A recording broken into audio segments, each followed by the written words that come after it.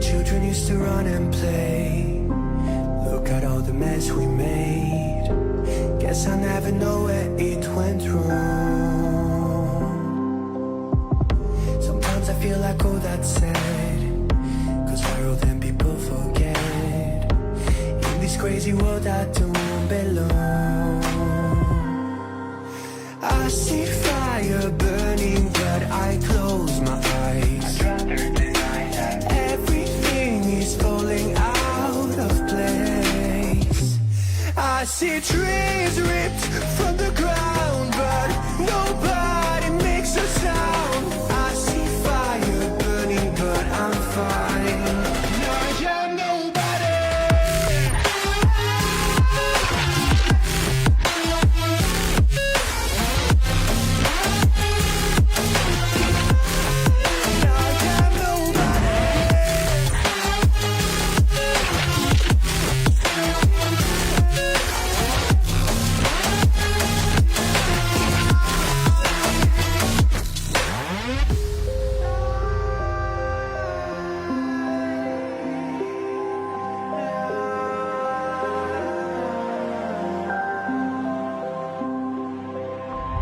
The future feels so unsure.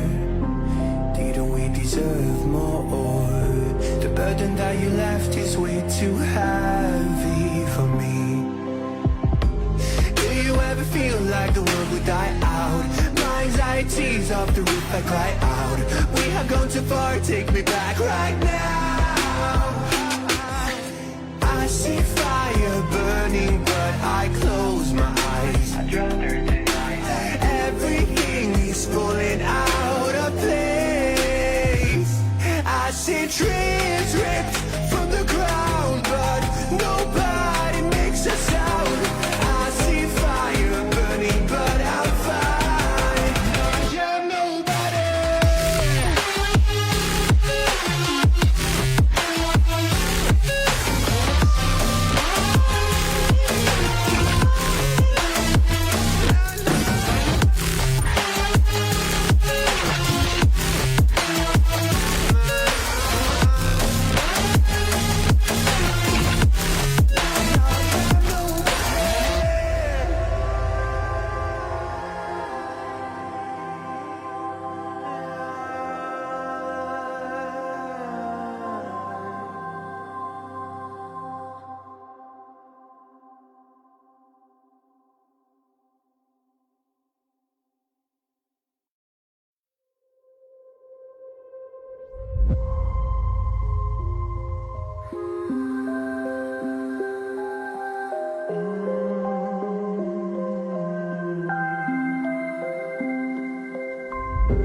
Children used to run and play. Look at all the mess we made. Guess I never know where it went wrong.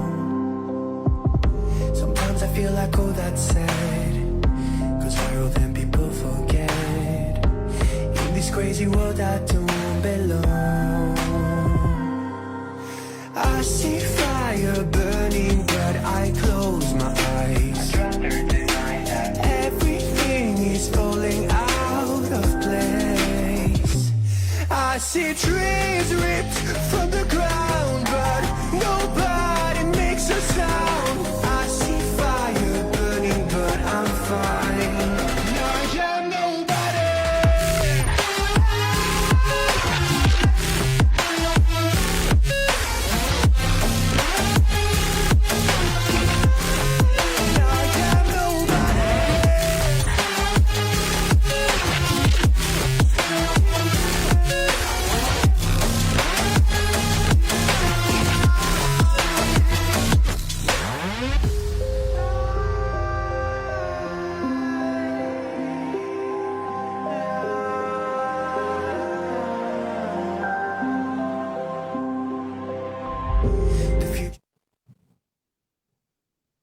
Okay, Bismillahirrahmanirrahim. Assalamualaikum dan selamat sejahtera. Bersama saya Hanif Dan saya Nazwan. dalam episod keempat di Hati Diaries. Bagi para pendengar dan penonton yang mengikuti di Hati Diaries untuk kali pertama, Di Hati Diaries merupakan program bual bicara yang membincangkan topik grief dan kehilangan bersama pakar-pakar dalam bidang ini. Di Hati Diaries merupakan satu inisiatif oleh Di Hati Center, satu NGO yang berpangkalan di Kuching yang ditubuhkan untuk membantu masyarakat memahami dan menjalani grief atau kehilangan. Untuk maklumat lanjut, anda boleh layari laman web Di Hati atau ikuti kami di sosial media FB dan IG. Ya, untuk malam ini, bagi penonton yang ingin bertanyakan soalan, anda boleh menaikkan soalan anda di ruangan komen Facebook kami atau di Instagram dan kami akan cuba menjawab persoalan anda di akhir siaran nanti. So, hari ini kita akan bicara tentang satu topik yang amat menarik yang berkaitan dengan grief di kalangan kanak-kanak. Grief kanak-kanak memahami hati si kecil. Kita bertuah kerana kita bersama dengan seorang pakar tentang kanak-kanak hari ini, diterbangkan khas dari Perth, Australia. So, siapakah tetamu kita malam ini, Hanif? Ya Nazwan, tetamu kita pada malam ini merupakan seorang pakar psikiatrik daripada Universiti Islam Antarabangsa Malaysia, UIM. Dia mempunyai lebih daripada 10 tahun pengalaman bekerja dalam bidang psikiatrik dan kesihatan mental, termasuk 3 tahun pengalaman bekerja di Australia. Beliau telah menjalankan perkhidmatan psikiatrik kanak-kanak dan remaja di Pusat Perubatan Sultan Ahmad Shah ataupun SASMAC UIM sejak 2018 dan merupakan fellow psikiatrik kanak-kanak dan remaja KKM sejak 2021. Kini beliau berkhidmat di Perth Children's Hospital, Western Australia sejak Oktober 2023 sebagai Advanced Trainee Registrar di bawah seliaan Royal Australian and New Zealand College of Psychiatrists, RANZAP. Tak lain dan tak bukan, tetamu istimewa kita pada malam ini, Dr. Rozan Nizam Zakaria. Assalamualaikum Dr. Nizam. Waalaikumsalam warahmatullahi wabarakatuh. Terima kasih Dr. Hanif, terima kasih Saudara Nazwan. Selamat datang ke Di Selamat Hati datang. Diaries. Terima kasih. Apa khabar semua? Sihat, Khabar baik, sihat Alhamdulillah. Macam mana Perth punya cuaca malam ni Doktor? Apa sekarang masih lagi summer. So unfortunately kita still lagi tak habis lagi musim panas. So sekarang ni around 30, 33, 34 not bad. Tapi still panas lah, considered to be at the moment. Ya. Selalunya orang ingat datang datang luar negara ni sejuk duduk kat Saji kan, tapi saya berpeluh juga ni duduk dekat Australia ni. belum rasa sejuk lagi. Masih boleh pakai baju Melayu ya. Betul. Terima kasih banyak Doktor sudi menerima undangan kami malam ni. Sama-sama. Okey. So Doktor sebelum ni pernah dengar kita punya Di Hati ni? Okay, so saya sebenarnya baru lagi. Sebelum ni saya pernah dengar Di Hati bila saya di-expose oleh seseorang tentang NGO Di Hati yang berpangkalan di Sarawak ni, di Kuching ni, yang secara khusus deal dengan isu-isu berkaitan dengan grief. Dan waktu tu saya pun memang sangat tertarik dengan approach dan pendekatan yang dibuat. Dan sehinggalah bila saya sampai dekat Australia ni, saya appreciate more apa yang NGO seperti Di Hati ni buat with regards to mental health. So kalau saya boleh bagi sedikit gambaran tentang skop ataupun tugasan saya bekerja di Australia ni, bekerja di sektor kesihatan mental sebagai seorang psychiatric registrar, even consultant psychiatrist di Australia ni sebenarnya agak relax berbanding dekat Malaysia. Kita tengok patient tak ramai, kita tak burn out dengan cases yang banyak. And one of the reasons sebab apa mental health system kita tak burden dengan cases of mental health adalah kerana mereka ada first line and second line yang sangat baik in the community. And one of the key players yang membantu mengurangkan burden mental health system di Australia ini adalah peranan NGO yang berada dalam community yang mana cater all aspect of mental health before somebody get into mental illness. And so bila orang start develop symptom of stress, even normal reaction to changes in life, grief for example, they don't have to go straight away to hospital to get treatment, to get therapy as such. Sebab yang ada dekat luar ni sangat banyak untuk dampen the effects of psychological consequences dalam kehidupan yang berlaku. So sebab tu saya sangat admire dan honor apa yang di hati buat. Even though kita mungkin still a bit behind with regards to apa yang kita boleh offer, tapi whatever it is, it's still a good step. We'll catch up to some extent, to some degree, insyaAllah. Then hopefully we'll be having more and more supports from publics, from government, from corporates untuk support efforts untuk kita reduce mental health burden dekat public system. Dr. Hanif pun mungkin know very well as a psychiatrist working in public system. So kita nak kalau boleh everyone play a role. Dan apa yang kita buat malam ni sebenarnya is one of the steps untuk kita improve the bigger picture of mental health dalam community. It's not just about treating those yang dah already dapat depression, anxiety, bipolar, Betul. but it's about increasing awareness, taking step untuk prevent those yang at risk from getting mental illness. And so preventative works yang kita buat ni sebenarnya much more valuable. We save a lot of money down the track bila kita start small steps macam ni yang mungkin tak nampak besar pada orang lain, tapi sebenarnya to individuals yang affected, this means a lot to them. So congratulations to Di Hati. Ini bukan puji sebab invite saya, tapi I know the praise too is due for all of you because of the works that you've done lah. So keep up the good work lah. Terima kasih. Thank you very much, Doktor. Ya, terima kasih Dr. Nizam. Semoga kita boleh teruskan usaha yang kecil ni untuk lebih ramai yang mendapat manfaat, insya-Allah. Jadi Dr. Nizam, kita ke topik kita pada malam ini, bercakap tentang grief di kalangan kanak-kanak. Jadi ramai ingin tahu sebenarnya apakah kanak-kanak ni sebenarnya mereka juga merasai grieving process, dan kebiasaannya apakah situasi yang membolehkan seorang kanak-kanak itu berada dalam grief process. Silakan Doktor. Alright.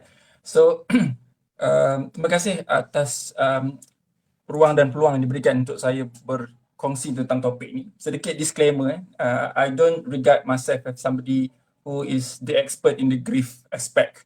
Saya pun baru tahu sebenarnya kalau seseorang tu dia expert in death and dying, dia ada term dia, technologist nama dia.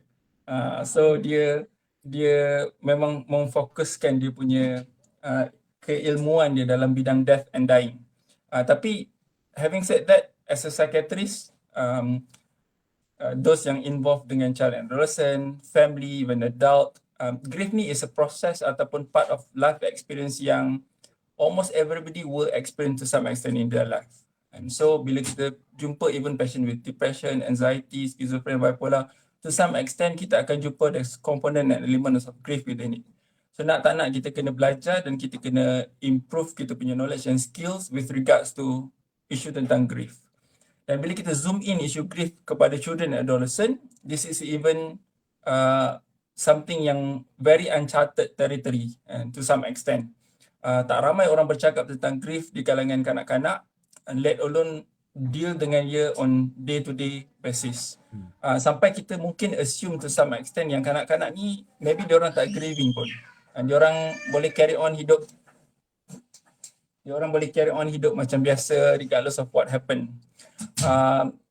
Sebenarnya, hakikatnya, one thing that we need to remember, kanak-kanak pun ada emosi.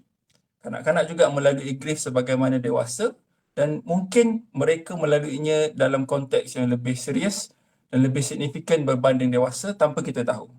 Cuma isu kenapa kita jarang bercakap tentang grief di kalangan kanak-kanak ni ada banyak sebab. Yang pertama sebab mungkin kita underestimate children's capacity untuk grief dan feel emotion. Dan sebab kita rasa dia tak ada apa-apa kot, dia tak rasa kot, dia tak tahu kot, dia tak faham kot. So that ignorance and negligence on our side sebenarnya can be harmful to some extent.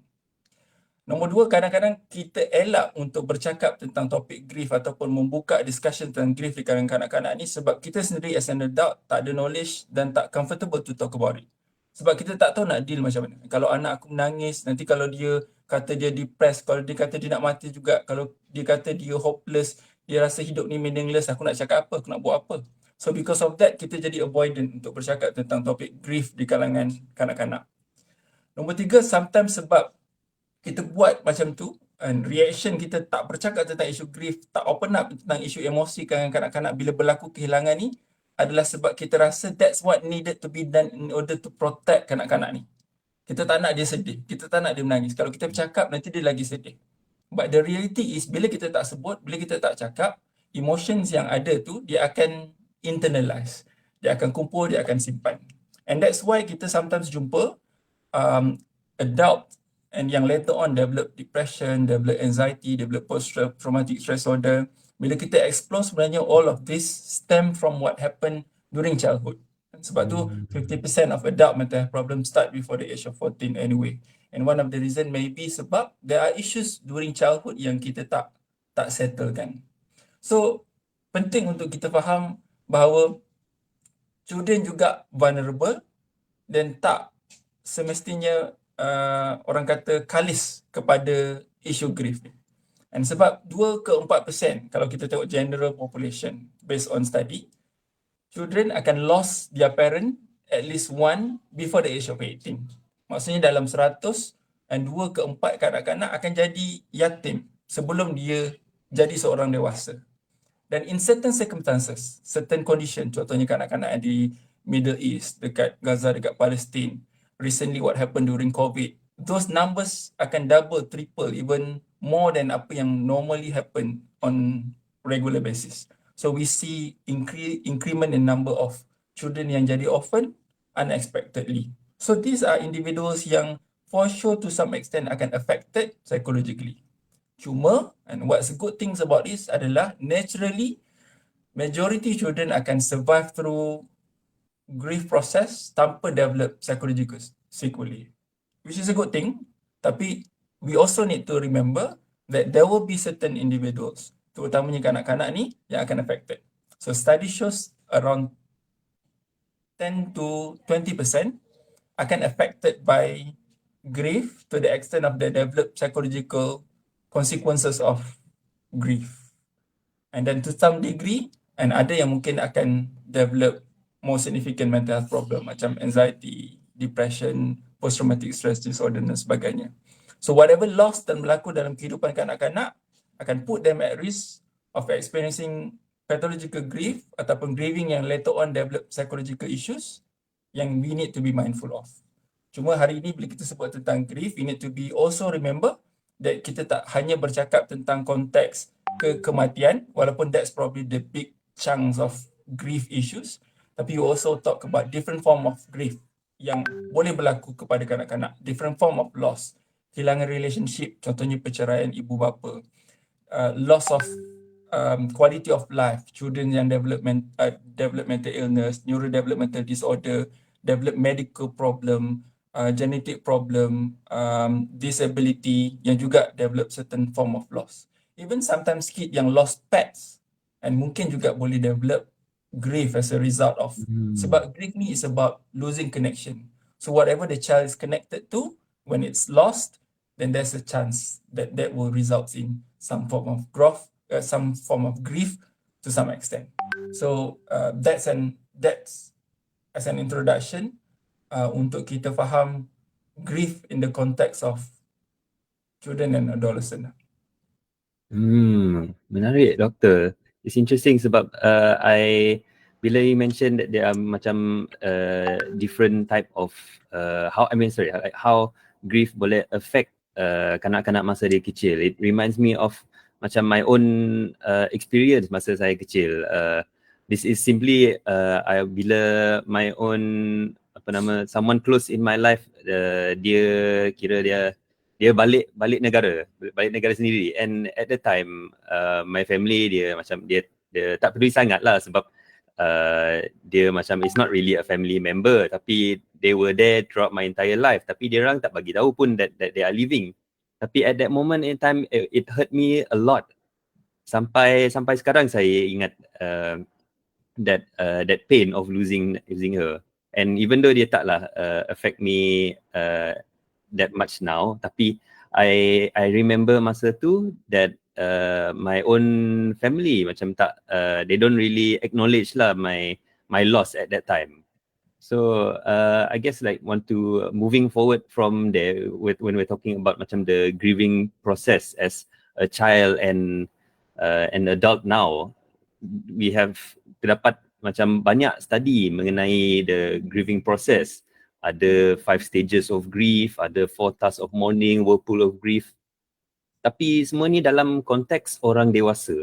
Bagaimanakah untuk kanak-kanak yang going through this process? Adakah ada beza tak grieving process untuk kanak-kanak dan orang dewasa?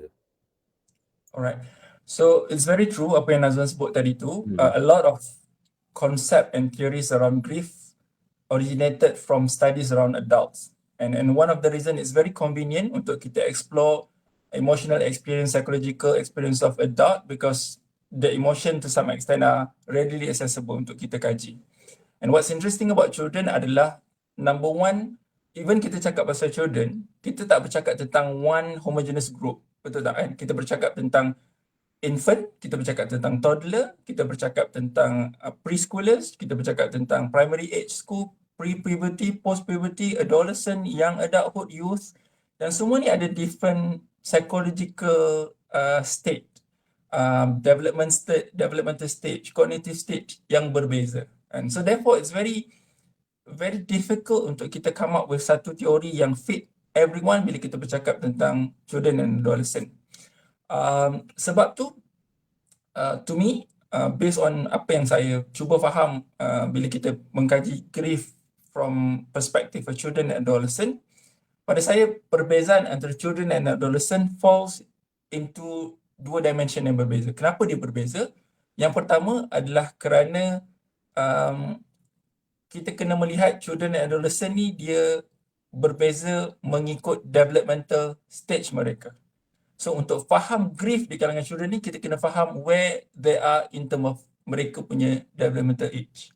Sebab tu tak sama seseorang yang kehilangan ibu waktu dia umur 2 bulan dengan dia umur 2 tahun, dengan dia darjah 2, dengan dia umur 20 tahun. Walaupun semua ni kehilangan ibu yang sama. Mungkin 4 ni dia ada beradik. Tapi 4 ni dia akan experience grief in different perspective. Sebab apa? Sebab developmental age mereka berbeza. So bila kita sebut developmental age tu maksudnya dari segi fizikalnya berbeza, kemampuan body tu untuk respond to changes berbeza, dia punya cognitive level berbeza, dia punya social development berbeza, dia punya emotional development berbeza, even dia punya ability untuk adaptability juga berbeza. And so ini semua akan determine different grief reaction depending on different age. Nombor 2, tadi saya sebut grief ni is very much to do with connection. Now, kita kena faham in children connection ni means a lot. And so contohnya pada awal usia kita membesar, attachment to almost everything. Kehidupan kita ni revolve around kita punya caregiver. Kita lapar, kita sedih, kita takut, kita nak safety, kita nak explore the world. Semua ni depending on kita punya level of attachment dengan kita punya attachment figure. So imagine kalau yang meninggal dunia tu adalah attachment figure. So dia tak akan sama dengan seorang adult yang kematian ibu, ayah yang dah tua, sedangkan dia sendiri dah independent, dah individuate daripada family. So dia punya impact tu tak sama. So sebab tu bila kita sebut grief sebagai seorang dewasa, dia tak entirely similar to grief kalangan kanak-kanak because of these 2 factors. Number 1, developmental yang berbeza. Number 2, meaning of attachment kanak-kanak kepada individu yang hilang tu dia berbeza berbanding seorang dewasa. So second part of the question, kita nak discuss ataupun kita nak sebut tentang apa perbezaan in term of the way they react bila berlaku grief, bila berlaku kehilangan. So overall, untuk mudah faham, there will be 3 different domains of reaction ataupun responses yang berlaku disebabkan grief di kalangan kanak-kanak. Number 1, emotional responses. So emotional responses ni ataupun emotional reaction ni standard macam kita biasa dengar lah. Sadness, anger, guilt, fear. Tapi semua ni dia punya intensity dan dia punya manifestation would be different in children. So contoh, give example ada study yang menunjukkan bila teenagers experience grief, contohnya dia kehilangan ibu, kehilangan ayah, kehilangan siblings, among the most prominent emotions yang mereka akan experience adalah agak-agak apa? Teenagers bila dia grief, apa dia punya most prominent emotion? Anger. Betul, bijak kita punya psychiatrist kan. Anger. Walaupun generally speaking, bila kita bercakap tentang grief, orang akan fikir sadness, betul tak? Sedih, rindu. But interestingly, bila orang kaji teenagers specifically, two most common feelings that they experience adalah anger and guilt. And so this is how, walaupun dewasa beremosi bila grief, kanak-kanak remaja beremosi juga bila mereka grief, tapi grieving tu can be different. Manifestation dia can be different. So anger tu kenapa? So anger tu can be marah sebab marah dengan takdir, marah dengan Tuhan, marah bila orang lain tengok kesian dekat dia, marah sebab bila orang lain, marah bila dia tak boleh dapat apa yang orang lain dapat, marah kenapa benda ni jadi pada dia tak jadi pada orang lain. So that kind of emotion is more prominent di kalangan teenagers as compared to others. So sebab tu kadang-kadang orang lain semua menangis sedih, tapi ada seorang remaja tu dalam family tu tak ada apa-apa. So kita assume dia okay. Tapi sebenarnya dia ada internalized anger. Memang dia tak menangis. Kita expect kalau dia menangis baru dia tak okay. Bila dia tak menangis maknanya dia tak okay. Sedangkan bila dia tak menangis, there's a different emotion. Emotion dia anger. Tapi untuk lash out the anger maybe not appropriate. Socially, culturally, religiously. So anger tu pergi mana? So this is where kita akan cakap tentang a different reaction that can happen in term of behavior. So one group of reaction is emotion. The second group of reaction adalah behavior. So behavior in children ni can be more clearly manifested compared to emotion. So contoh behavior changes ni macam dia start regress kalau yang kanak-kanak tu. So regress ni maksudnya contohnya kalau sebelum tu boleh makan sendiri, mandi sendiri, tidur sendiri, tapi bila berlaku grief tu dia jadi macam terkebelakang semula. And skills yang dia dah acquire before this, lost. And so, tak nak makan sendiri, kena bersuap, tak nak pergi sekolah, tak nak mandi, nak kena mandikan, tak boleh tinggal seorang. And so, dia jadi regress, jadi more dependent as compared to before. So, this can be a behavioral manifestation of grief in children. Ataupun dia mungkin evident through day-to-day behavior. Sleep affected, appetite affected, dah tak nak main, dah tak nak keluar daripada rumah, tak nak main dengan kawan-kawan petang-petang, tak nak pergi sekolah, ataupun academically affected, tak boleh nak fokus, tak nak belajar, buat main-main bila belajar, tak nak exam, tak nak join curriculum petang-petang, tak nak pergi bersukan. So those can be behavioral manifestation grief. Yang tak sama dengan adult. And adult, kita jarang jumpa adult suami kematian isteri tiba-tiba tak boleh mandi, kena suapkan, kena pakai pampers, tak ada. So that doesn't happen in adult. Tapi that can happen in children. And so another one, tadi kita sebut pasal emotional responses ataupun emotional changes, behavior changes. Then another one, social changes. And this can also be important sebab social development ni is part of kanak-kanak punya big task during development. And so contoh social changes tu adalah social withdrawal, ataupun jadi agresif pada main dengan orang lain, ataupun jadi more sensitive. Contoh more sensitive ni can be very subtle. Contohnya ada kanak-kanak yang bila cikgu kan bila kita kat sekolah dulu biasa bila nak ada rombongan ke nak ada sukan ke cikgu bagi surat kebenaran ibu bapa. Tapi bila cikgu bagi semua tu dia tengok surat kebenaran ibu bapa. So dia yang tengah grieving ni terus jadi emotional, overwhelmed, jadi tak tahu nak buat apa, and then tiba terus withdrawn ataupun terus menangis ataupun terus keluar ataupun koyakkan borang tu. That can happen. Sebab apa? Dia jadi emotionally sensitive. Ataupun sometimes ada orang dia rasa dia start perceive negative views of others. Dia start orang tengok dia ni kesian, orang kata ni anak yatim, dia lah yang buat mak dia meninggal. These are the things yang sometimes can happen from social perspective yang mana can be very very troublesome kepada kanak-kanak sebab waktu ini social mereka sedang develop. So whatever happen to dia orang punya social development akan impact dia orang punya self-esteem, self-identity and individuation. So it's all interconnected. And so bila contoh yang paling klasikal, seorang remaja waktu mereka membesar, waktu masuk umur 14, 15 ni, waktu ni nak melawar, nak ada girlfriend, nak ada group dia, nak ada gang, dia tengah develop dia punya, Nazwan ingat lah kan waktu di sekolah menengah dulu kan. So dia tengah nak naik, baru nak up kan orang kata kan. So waktu ni dia sepatutnya boost dia punya self esteem. Tapi kalau grief berlaku pada fasa ni, dia akan merencatkan that process. And so dia start macam jadi terasing daripada group dia.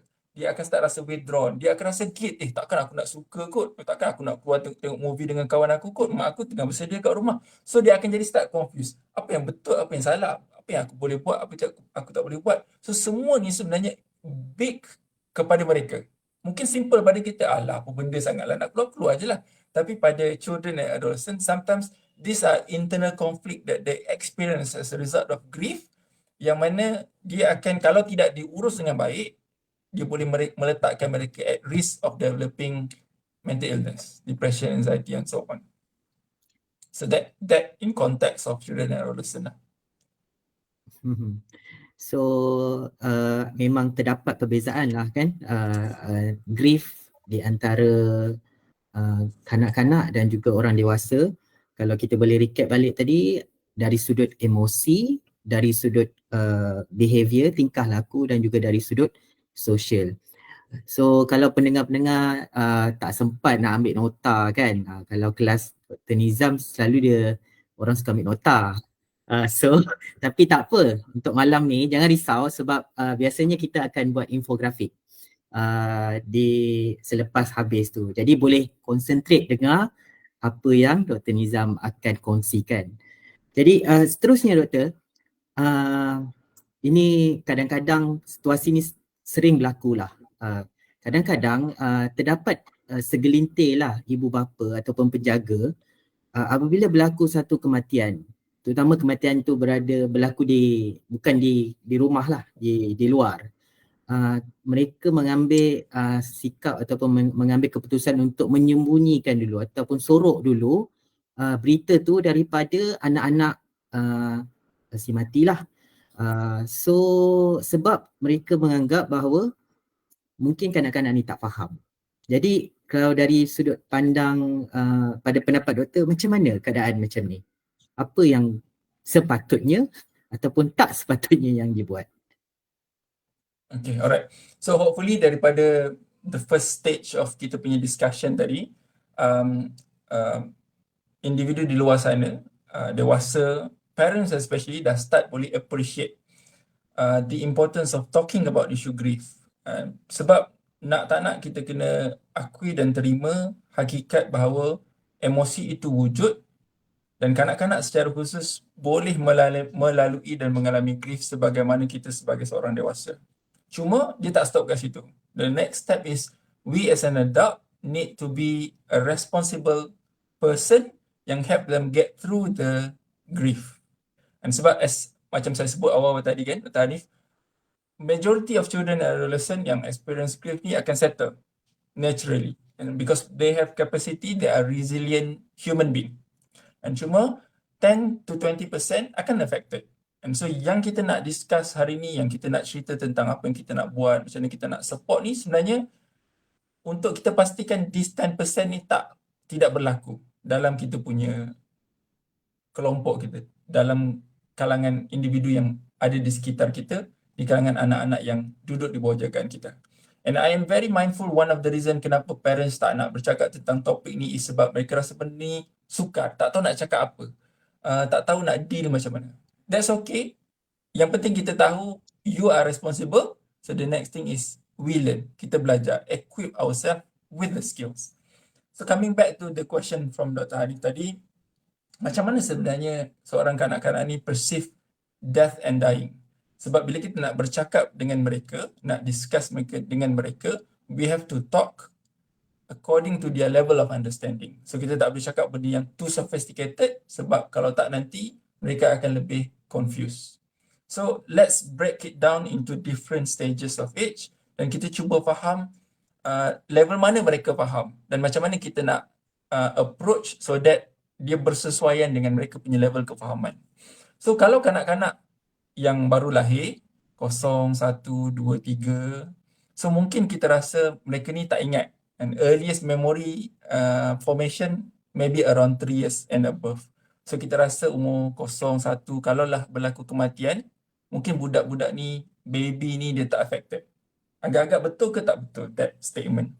So baby ataupun umur setahun, 2 tahun ni dia tak affected by death of significant person around them. Agak-agak betul ke tak betul? So sebenarnya, Nazar nak jawab, Nazar nak cuba. Tak apa, saya bagi dengan Dr. Hanif. dia nak jawab tadi.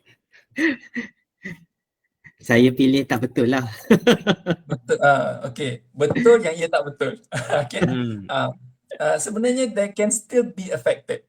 Sekiranya yang meninggal tu adalah attachment figure yang saya sebut tadi dah. So kalau baby, datuk dia yang dia jumpa setahun sekali meninggal, they may not be affected because there's no bond, there's connection whatsoever. Tapi we have to be mindful that kanak-kanak ni dia akan develop attachment figure. Even daripada lahir lagi. Dia menyusu, bau ibu, warmth yang provided by ibu tu is a form of connection. Dan kalau benda tu hilang tiba-tiba, so that can affect baby tersebut.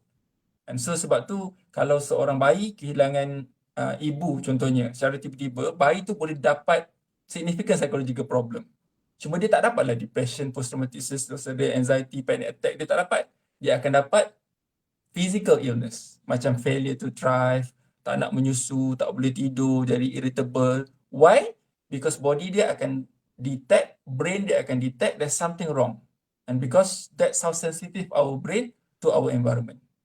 And so maksudnya as early as those age, they can experience grief. Cuma berbeza dengan our general understanding of grief. Depressed, anger, bargaining, semua tu tak adalah dekat baby tu. Tapi dia akan still affect to some extent. And then bila masuk preschooler, umur 3 ke 5 tahun, mereka ni dah start develop understanding yang there are significant figures dalam kehidupan dia. So ini atuk, ini nenek, ini pakcik, ini makcik. So there are people yang dia akan regard as dia punya safety environment and safety figure dalam kehidupan dia. Dan bila hilang di safety figures, one of the thing that can happen adalah dia develop separation anxiety. Sebab dia dah start rasa insecure. Dia dah start rasa socially they are not safe anymore. And so kanak-kanak pada umur ni, dia still dah boleh faham konsep kehilangan, but they may not understand it as something yang permanent, something yang irreversible. Tapi dia akan affected because dia punya sense of safety tu affected. And so sebab tu dia punya approach pada kanak-kanak pada usia ni adalah make sure they feel safe, reassurance, provide provide regular routine, allow them to play untuk mereka rasa positif semula, untuk mereka rasa selamat semula. So approach dia mesti relevant dengan mereka punya developmental age. Dan kalau kanak-kanak yang umur atas tu pula 6 ke 8 tahun, umur 6 ke 8 tahun ni dia dah start ada concrete thinking. Maksudnya dia dah faham konsep-konsep asas termasuk kematian. So ada setengah study dia akan bagi tahu around age of 8 mereka akan dah start faham yang kematian tu kekal. Tapi to me culturally, and sebab kita get exposed to cerita pasal akhirat, cerita pasal syurga, neraka, kematian ni, kita faham kematian tu sebenarnya a lot earlier than that. So sebab tu it depends on cultural perspective as well. Tapi around this age, sekolah rendah ni dia dah start faham. And so sebab tu dia can still develop this. And cuma because dia dah start berfikir. Tadi untuk kanak-kanak yang awal tu dia punya kognitif tak berapa develop lagi. So dia just emotion saja. So dia just takut. Tapi kanak-kanak yang umur 6, 8, 9, 10 ni dia dah start boleh fikir. And so one of the manifestation of kanak-kanak pada usia ini bila dia experience grief adalah dia akan start rasa anxious. Nanti apa akan jadi. Contohnya bila kita beritahu dia atuk meninggal sebab atuk dah tua. Orang tua memang sampai satu tahap dia akan meninggal. And so dia dah start fikir, kalau macam tu nenek macam mana pula? Bila pula nenek nak meninggal? Nanti mak dengan ayah tak lama lagi tua, nanti mak ayah meninggal juga ke? Dia akan start macam tu. Macam contoh, saya ada satu patient yang experience grief, ayah dia tak meninggal lagi. Tapi sebab ayah dia ada chronic illness, selalu masuk hospital, selalu masuk ICU and in and out, so dia start develop anticipatory anxiety. Anticipatory grief. Maksudnya dia dah start takut kalau ayah pergi hospital nanti tak balik-balik macam mana. And so to the extent of dia develop anxiety, sampai tak nak pergi sekolah, tak nak keluar daripada rumah sebab dia takut kalau dia pergi sekolah, dia balik ayah dia dah tak ada dah. And sampai ayah dia tak boleh tutup pintu bilik air. And sebab dia dah start develop these thoughts that bila ayah dia masuk bilik air, tutup pintu, kalau ayah dia drop dead macam mana. And so this all happen sebab dia dah start ada cognitive process. So untuk kanak-kanak yang macam ni, dia punya approach should be dealing with this thought process. And so dia tak cukup dengan sekadar peluk, bagi dia safety, bagi dia susu, bagi dia selimut, sebab there's a different component to dia punya grief yang kita kena juga tackle. So umur ni there should be a lot of conversation, truthful, straightforward, simple message untuk dia faham concept of death and dying depending on dia punya level of understanding. And so masuk umur 9, 10, 11 sampai teenagers, dia akan ada a lot of issues of social macam saya sebut tadi lah, anger, guilt, self-blaming yang sometimes attached to this. Maksudnya dia punya emotion tu dah lebih kompleks berbanding sedih, rindu, nak ibu, nak ayah, nak atuk, nak nenek, sedih dah lebih kompleks.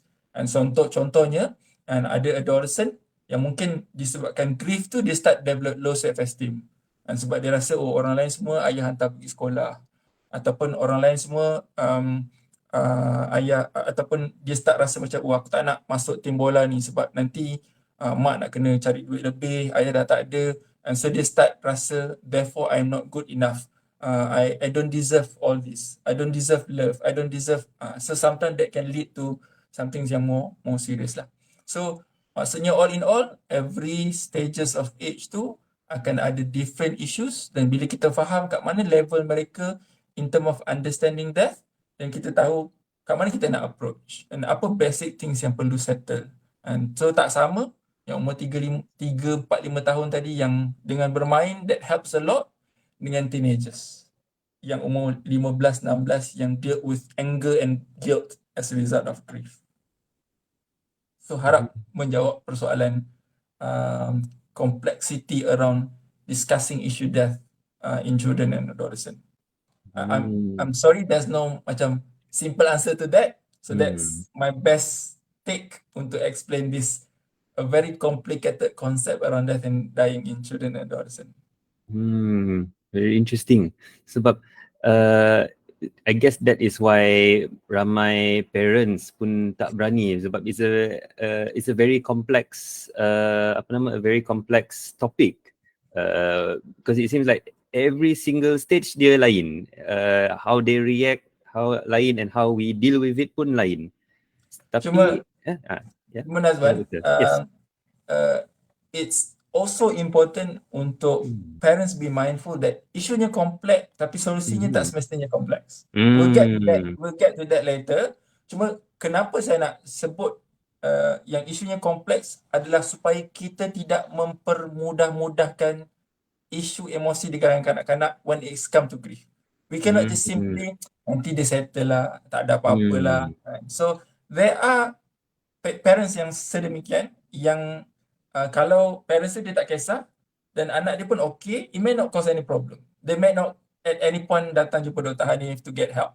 Tapi yang jadi problem adalah parents tak kisah tapi anak struggle. That is when dia akan jadi issue. So it's actually very, very important lah sebenarnya that the parents do at least be mindful lah with what is happening with their child.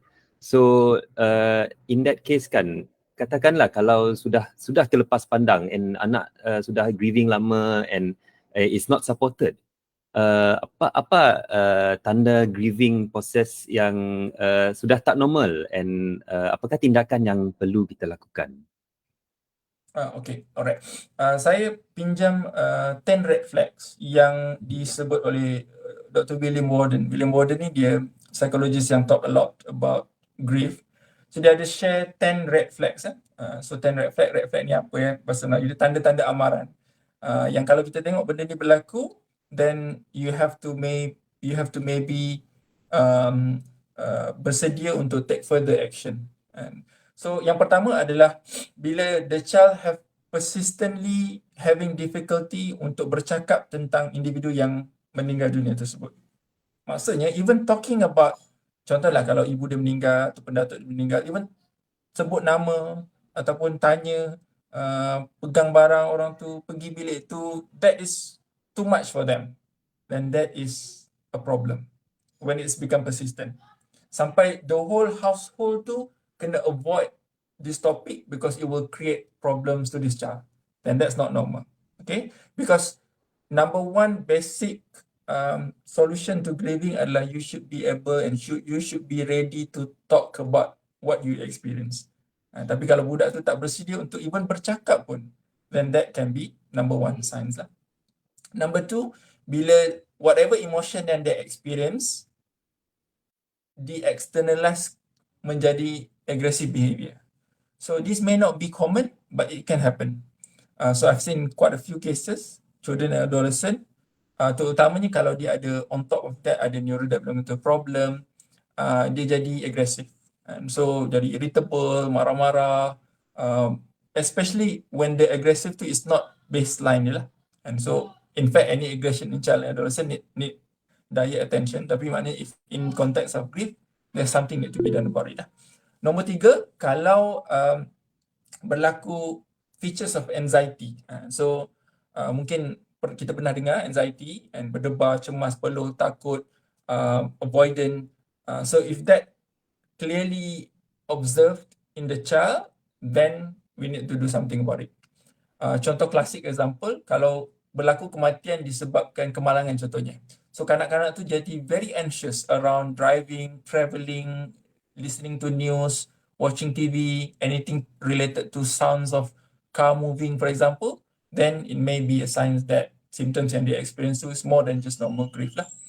So yang keempat, bila there's a lot of somatic complaint. So somatic complaint ni maksudnya bila kanak-kanak tu dia tak boleh express emotion dia dengan betul, sometimes dia akan manifest dengan physical illness. So kejap sakit perut, kejap sakit kepala, kejap pening, kejap nak muntah, kejap rasa berdebar, complain all sort of things. And pergi jumpa doktor, doktor kata tak ada apa, and then you need to be careful that it may be a sign of underlying somatic complaints yang sebenarnya driven by emotional problem. The next thing is sleep difficulties, masalah tidur. Eating problem, tak nak makan ataupun makan berlebihan ataupun makan benda pelik-pelik, so that can be also signs of grieving yang need attention.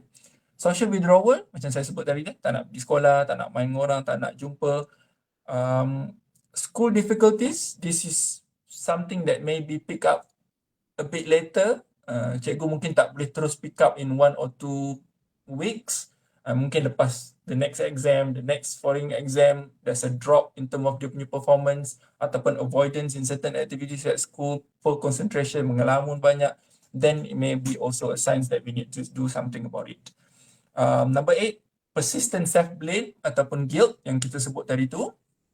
Dia kalau sekali-sekala that could be normal, tapi kalau persistent all the time, then be mindful that guilt ni can be rational and irrational.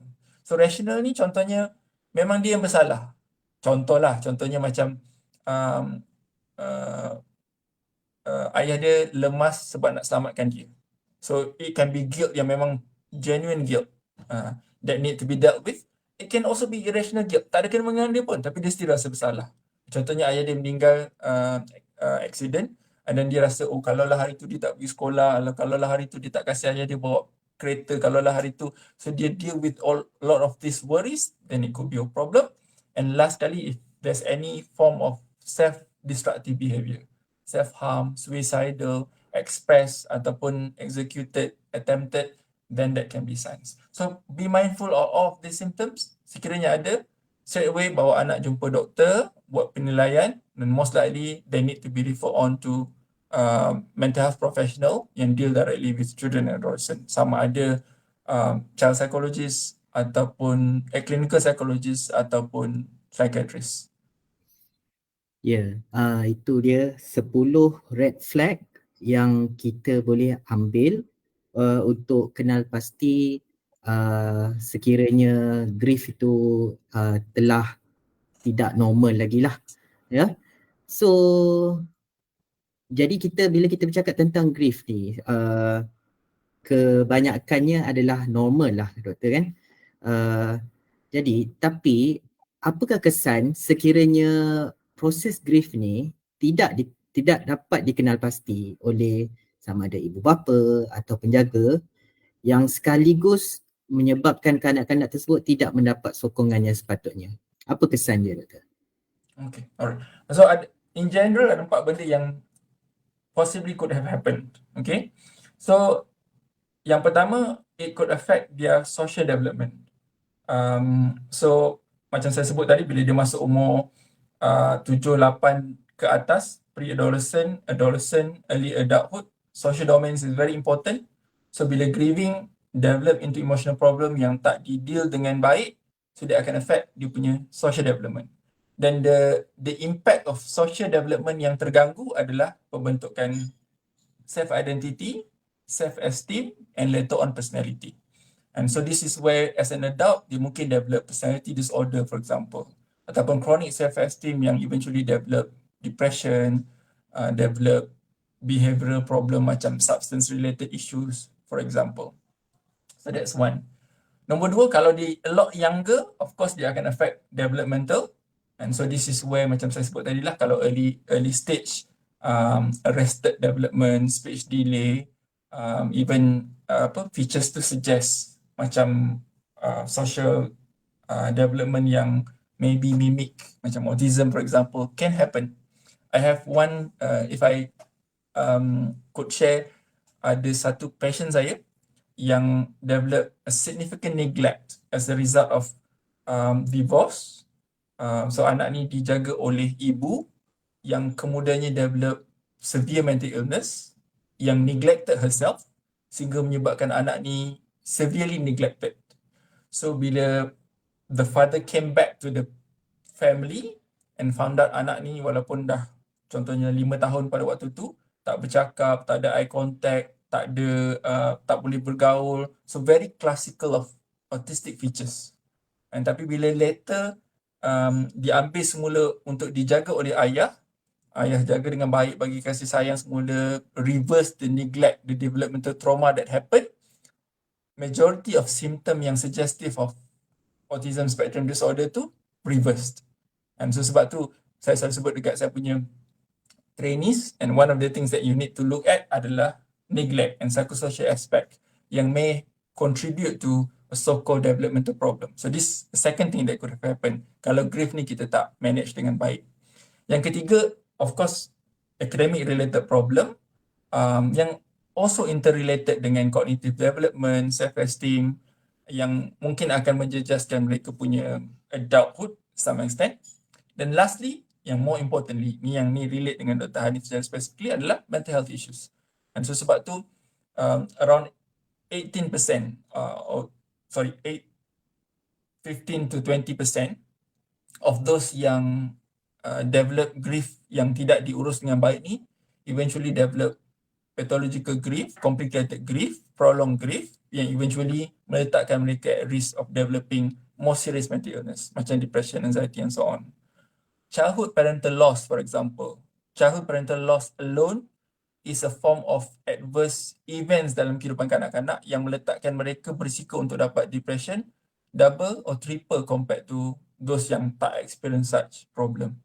And so these are complications yang may not happen there and then pada waktu itu. Macam saya sebut tadi lah, 50% of adult mental health problems start before age of 14 kan. Maksudnya this could have happened masa di umur 12, 11, 15. And tapi dia punya a fully formed problem tu mungkin berlaku bila masuk umur 19, 20. So bila kita look back and then kita start realize there are bit and pieces of seeds of problem that bermula pada fasa-fasa awal tersebut. And so sebab tu penting untuk kita get help and make sure they get help and support that they need untuk elakkan mereka come to that stage. So this shows sebenarnya how important grief in childhood needs to be addressed. But it seems that it can affect their entire future kalau it is not if they are not supported. Sebab during that fragile, not to say fragile, that sensitive childhood is when they develop dia punya personality kan, and if that development stage is affected, then his macam doktor sebut tadi, their social skills mungkin tak ada, their development skills semua affected. And macam doktor mention at the beginning, 90% of kanak-kanak kan yang usually survive the grieving process tanpa sebarang adverse psychological outcome. So this means that every 1 in 10 children kan may grow up with some sort of baggage or trauma from the loss. So in this sense, apakah faktor yang perlu ada untuk memastikan mereka tak terkesan? Okay, alright. So in essence, we also need to know apa protective factors yang kita kena put in place, safety net kita, so that bila mereka experience benda ni, sebab sometimes benda ni unavoidable and ajal maut ni di tangan Tuhan. Of course tak ada orang yang nak, tapi when it happen, apa safety net yang kena ada so that mereka duduk dalam kelompok 9/10 ni and not 1 out of 10 yang kita sebut tadi tu. So ada 5 basic things yang mesti ada in order untuk kita dampen the effect. So number 1, benda paling basic adalah connection.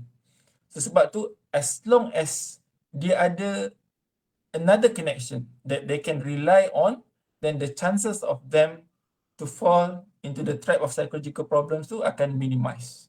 Sebab tu saya selalu cerita bila sebut tentang grief ni, kalau as a Muslim, a very classical example is Rasulullah SAW kan, dia orphanage at very young age. Lahir-lahir tak ada ayah. Kemudian ibu pula meninggal. Kemudian atuk pula meninggal. Kemudian bapa saudara meninggal. Almost every single person yang attached dalam kehidupan baginda tu meninggal dunia. Tapi kalau kita look back, there has never been a period yang Nabi SAW terputus dari connection. There must be somebody yang akan take role of make sure that dia ada connection, ada attachment, and ada bonding, ada somebody yang jadi safe figure dalam kehidupan baginda.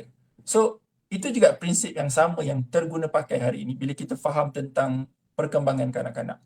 One of the protective factors, in fact, single most important protective factor in children development adalah attachment. So itu nombor 1. So maksudnya contohnya kalau ibu dia meninggal, as long as dia ada ayah contohnya, ataupun ada kakak ke, ada mak saudara ke, ada nenek ke yang jaga, then we are not that worried. So yang kita worry ni yang kanak-kanak yang terbiar ataupun ayah meninggal. Lepas tu pula ibu pula dapat depression. So ibu tak boleh nak provide that attachment kepada anak. So these are kanak-kanak yang akan berisiko. Nombor 2, safe environment. So safe environment ni as simple as ada rumah untuk berteduh, ada tempat untuk bermain, ada makan pakai yang cukup. Nombor 3, routine, stability and consistency. Ini benda yang basic pada semua kanak-kanak. So dia tak boleh hari ni ada makan, besok tak ada makan. Hari ni ada orang jaga, besok tak ada orang jaga. So when there's no stability, dia akan affected. Tapi kalau dia ada rutin yang baik, insyaAllah dia akan survive through. Sebab tu kalau kanak-kanak contohnya mak meninggal ke, jangan cuti sekolah lama-lama. Bagi dia orang pergi sekolah. Kita mungkin rasa kesian dia. Nanti bagilah dia duduk kat rumah, bagi rehat. Tak. Pergi sekolah tu is very protective for them. It provide them social safety. It provide them routine and structure. It provide them with distraction yang very protective and very functional untuk mereka punya, very therapeutic untuk mereka punya problem. Nombor 4, basic self-care. Makan, minum, tidur, rehat, bermain. Ini benda-benda yang basic yang jangan terganggu. So kalau terganggu, it's more likely dia akan develop trauma, sequelae of problem yang berlaku. And lastly, validation of feelings. This is where kita punya communication, kita empathize dengan mereka, ada significant adult yang cuba memahami, listening to them very important. And so kadang-kadang yang part tu settle, yang last ni yang susah. validating their emotion. So validating of emotion ni can be as simple as bila dia menangis, kita sebut pada dia, it's okay to cry and let's cry together, ataupun let me give you a hug. That must be hard for you. I know you miss her so much. It's okay to cry, and we adult do that as well. So those kind of statements yang can be very simple tapi meaningful. Instead of kita cakap kat dia, dah, apa nak sedih-sedih, tak payah nak menangis, and pergi kau menangis di sana. Kenapa kau menangis di sini kan? And so those are benda-benda yang simple tapi can be very impactful kepada children and adolescent. Ya. Kalau saya ambil point yang terakhir tu, validation of feelings tu sounds simple, tapi kadang-kala bila kita tak pernah buat ataupun kita tak pernah dengar ataupun kita tak pernah dapat, kadang-kala dia boleh jadi agak sukar kan, betul kan? Jadi berkaitan dengan yang itu juga tentang validation of feelings tu, so boleh tak doktor tambah sikit lagi dari sudut praktikalnya, terutama dari sudut aspek komunikasi ni lah, bagaimana untuk ibu bapa ni membantu anak-anak ni melalui proses grief ni dengan baik? Okay, alright. So saya sebenarnya banyak benda kita dah share daripada tadi, and kalau kita kutip sikit-sikit tu, kita boleh nampak sedikit gambaran nak buat apa. Tapi saya tolong susun dia sikit supaya kita nampak dia dari sudut yang lebih praktikal sekiranya dia berlaku dalam kehidupan kita. Nombor satu, benda paling basic adalah be a good listener. So sometimes we tend untuk, as an adult with experience, kita tend untuk bagi ceramah, bagi kata-kata hikmah, bagi kita punya sudut pandang, which is sebenarnya bukan salah tapi tak kena pada tempatnya. Remember, bila mereka grieving, their front part of the brain, which is the rational part of the brain, tak working pun. Okay, and emotional brain tu yang sedang activated. So emotional brain ni dia punya solution dia adalah emotional brain juga. So we have to be emotional being juga kepada anak kita. Don't be a rational being. Jangan bagi dia kata-kata nasihat yang philosophical untuk dia bertenang. It doesn't work. Sometimes dia nak bercakap, dia nak bercerita, bagi je dia bercerita. Cerita nak cakap situ. And sometimes they can be repetitive. And this can also be part of that anxiety and assurance seeking behavior of children. So what we need to do is just be there to listen attentively. Bukan hearing, bukan dengar sambil-sambil masak, dengar sambil-sambil main telefon. Be there, sit on their level, look at them, dengar, pegang, bawa diorang keluar, go to the park, go to the mosque, go whatever lah places yang you rasa you can be more exclusive with them. Be a good listener to them. And this is something yang we need to learn. It's not difficult, but it's not easy as well. Sebab apa? Sebab we are lacking in term of practice. Kalau nak suruh berleteh, kita memang expert. Tak kisahlah mak ke ayah ke, dia sebenarnya sama saja. Nombor dua, be honest with them. So jangan tipu, jangan kata tak apa, nanti minggu depan kita pergi tengok, tak apa nanti. So sometimes tell them the truth, what happened. And so contohnya kalau the loss tu involve something yang tragic, sakit, just cerita accordingly. And supaya mereka, maksud jangan tipu. So it doesn't work that way. And so macam tadilah, macam Nazwan ceritakan, kita selalu buat dulu bila ayah nak pergi kerja, tak nak bagi ikut, bawa anak pergi dapur, tahu-tahu ayah dah tak ada kan. And so maknanya kita trick dia orang. And so it doesn't work in grief. In grieving ni they have to see that happen. So sebab tu ada setengah-setengah orang tu dia nak anak nak cium jenazah pun dia tak kasih. Sebab dia kata nanti dia sedih, nanti teringat. Sometimes that's what they need. They need that kind of closure so that they know. Nampak tak tadi arwah atuk dah masuk dalam kubur, kita dah tutup, kita dah tanam. So tak ada dah, kita tak boleh tengok lagi dah lepas ni. Kita boleh tengok cara lain. Kita tengok gambar, kita doa. So be honest with them so that they know. The next thing adalah communicate with them in term of answering their questions. Clarify with them whatever confusion they have. Tadi saya sebut tentang thinking process that happen during grief. So that need to be addressed. Seterusnya, another thing that's also important adalah routine yang saya sebut tadi itulah. And so sebab tu allow them to play kalau dia masih kecil, allow them to go out with their friends, allow them to whatever routine yang dia buat sebelum semua ni berlaku, allow them to get back to that. And of course dengan consideration lah, janganlah suruh pergi tengok wayang pula, mak meninggal malam ni besok pergi konsert lah kan. Tapi maksudnya rutin yang perlu untuk mereka, pergi sekolah, belajar, these are the things yang sebenarnya penting untuk mereka buat. Another thing yang juga important adalah encourage untuk mereka get involved dengan their interests, physical activities, things that will be able to help them to distract themselves daripada whatever feelings yang ada. So allow them untuk use distraction ni as a good coping. Contohnya sibukkan diri dengan tolong, membantu. So these are small things yang that they can do untuk help them. Another thing yang kalau dia umur kecil sikit, antara benda penting yang kita kena bantu mereka adalah around bedtime. So sometimes that is when the peak of dia punya emotions. Sebab masa orang ada pagi-pagi, kawan-kawan ada semua tu, they may not feel all this feeling guilt, anger and whatnot. Tapi bila masuk malam, sunyi sikit, suram, duduk sorang-sorang dalam bilik, that's all the thoughts come. And so sometimes we need to be them extra time during bedtime untuk allow that feelings untuk sit in, untuk dia express, then eventually help them to process that.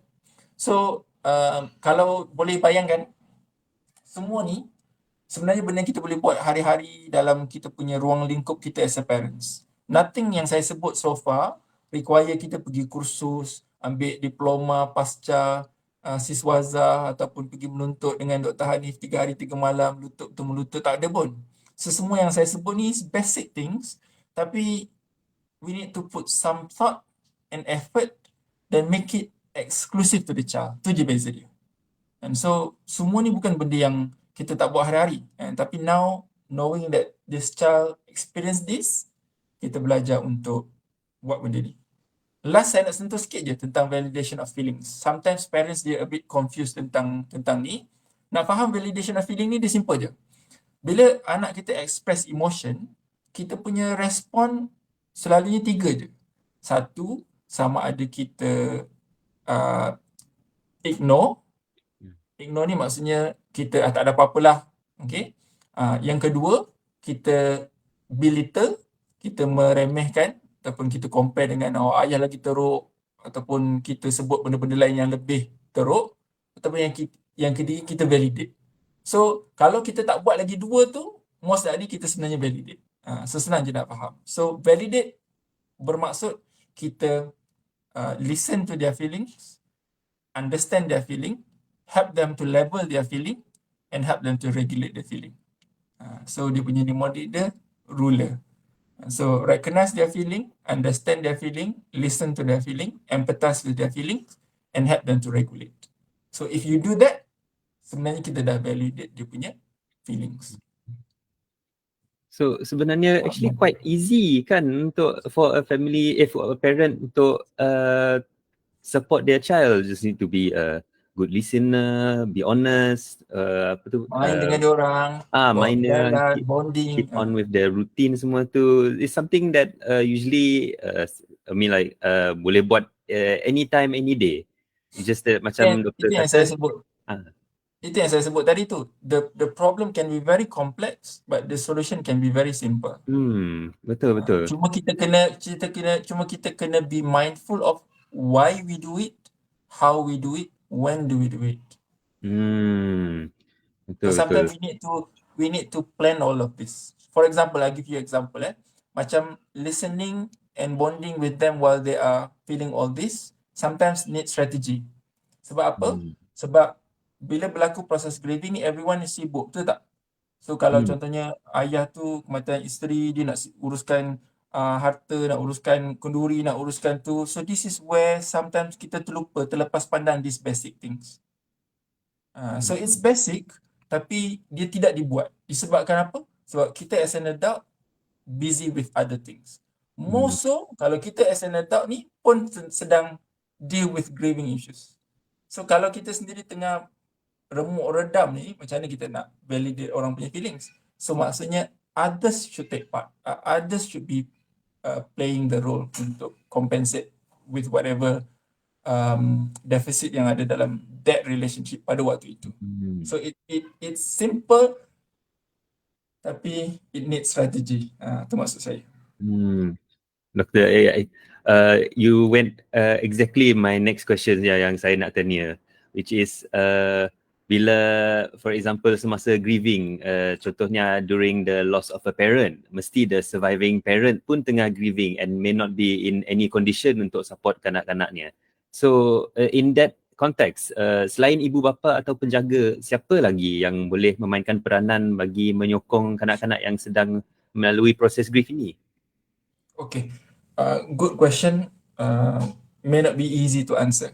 Cuma the good things about our culture adalah kita still ada traditional concept of family, yang ada extended family. We're not isolated as a family, unlike macam Australian culture. And mungkin tu je yang dia ada. The rest of the family kat UK, kat South Africa, dekat New Zealand. So the rest of family ni penting sebab they can also be significant others yang akan contribute similarly. Sometimes contohnya macam bermain, saya sebut bermain tadi tu, bukan parents yang semestinya kena bermain. It can be cousins, kan? It can be children of neighbours. And so kalau kita ada this societal responsibilities yang melihat grieving children ni sebagai responsibility of everyone, then sebenarnya kita boleh support. Satu lagi significant system yang akan support adalah sekolah. So sebab tu kalau macam contoh di Australia ni, almost every school akan ada school psychologist, educational psychologist, counselors yang akan help out untuk settle this, identify this problem, provide therapy session untuk mereka di sekolah, provide this play-based therapy untuk mereka. So semua ni main peranan. Semua ni boleh contribute. Ya. So kalau kita lihat support untuk kanak-kanak ataupun remaja yang mengalami fasa kehilangan ni bukan hanya berkisar tentang dalam keluarga sahaja, dan kadang-kadang dia boleh melibatkan termasuk guru-guru di sekolah juga, kan doktor, kan? Tadi di awal perbincangan kita tadi, doktor ada cakap yang grief ini bukan hanya melibatkan kehilangan, kan doktor, kan? Terutamanya bagi kanak-kanak ni kadang-kala terdapat anak-anak yang melalui proses ibu bapa berpisah ataupun divorce. Jadi adakah mereka ni melalui proses grief yang sama, dan apakah tips yang ibu bapa boleh apply bagi membantu anak-anak ini melalui proses ini, betul? Okay. Ini juga satu soalan yang selalu selalu singgah lah dalam discussion kita bila sebut tentang grief, because maybe kematian ni bukan something yang maybe that common, tapi perceraian may be more relevant in different context, disebabkan kanak-kanak may be more directly involved dengan isu macam ni. Kalau kita sebut tentang grief, tadi kita sebut tentang it's very closely related to loss of connection. Dan divorce is exactly that. Sekiranya divorce tu berlaku dalam bentuk sedemikian, there are of course divorce yang mungkin happily berlaku dengan baik dan sebagainya, tapi most divorce that we know may end up with losing connection. Perebutan anak, tak dapat jumpa ayah, tak dapat jumpa ibu, tak dapat jumpa datuk nenek dan sebagainya. So that in itself can be as similar to grief of death and dying yang berlaku. Cuma dia mungkin dalam bentuk loss of relationship rather than loss of life. Tapi still a form of loss to the child. And sometimes kepada children disebabkan umur mereka dan cara mereka faham tu just exactly the same as memahami losing a parents through death pun. Sebab dia tak jumpa dah. So to them seolah-olah ayah tu dah meninggal ataupun ibu tu dah meninggal daripada kehidupan dia. So be mindful that this can also contribute to significant psychological problems kepada children juga. So some of the tips and things yang saya mention dalam grieving earlier on tu can still be applicable when it comes to the divorce. Cuma ada a few specific issues yang bila kita sebut tentang divorce ni. Yang pertama adalah bila berlaku divorce, antara benda yang akan timbul dalam konteks pemikiran anak-anak adalah what happened to their life next. So these are the things yang sometimes akan create a lot of psychological trauma to them. Contohnya, sometimes they experience guilt, merasakan mereka yang responsible kepada apa yang berlaku. Sometimes dia rasa keliru dengan what's going to happen next. Dia boleh jumpa lagi tak dengan parent dia. Dia nak kena duduk mana.